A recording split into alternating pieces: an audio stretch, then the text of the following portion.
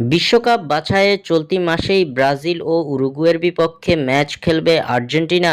আসন্ন এই দুই ম্যাচের জন্য দল ঘোষণা করেছেন আর্জেন্টাইন কোচ লিওনেল স্কালোনি। ২৬ সদস্যের এই দলে নেই লিওনেল মেসি। দর্শক, মেসিকে ছাড়া কি হারবে আর্জেন্টিনা দল? আপনাদের মতামত কি তা আমাদের কমেন্ট করে অবশ্যই জানাবেন।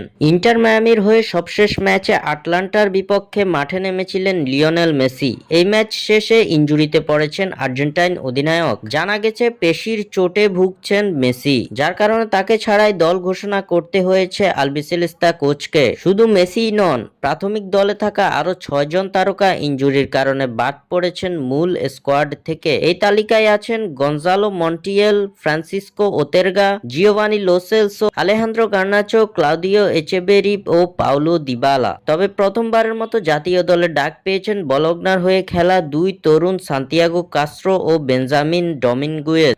এক নজরে আর্জেন্টিনার ঘোষিত squad: Emiliano Martinez, Geronimo Rulli, Walter Benitez, Nahuel Molina, Juan Foyth, Cristian Romero, German Pezzella, Leonardo Balerdi, Nicolas Otamendi, Facundo Medina, Nicolas Tagliafico, Leandro Paredes, Enzo Fernandez, Rodrigo De Paul, Ezequiel Palacios, Alexis Mac Allister, Maximo Perrone, Julian Simeone, Benjamin Dominguez, Thiago Almada, Nicolas Gonzalez, Nicolas Paz, Angel Correa, Julian Alvarez, Lautaro Martinez ও Santiago Castro. স্বাক্ষর থেকে সাদবিন ইসলাম।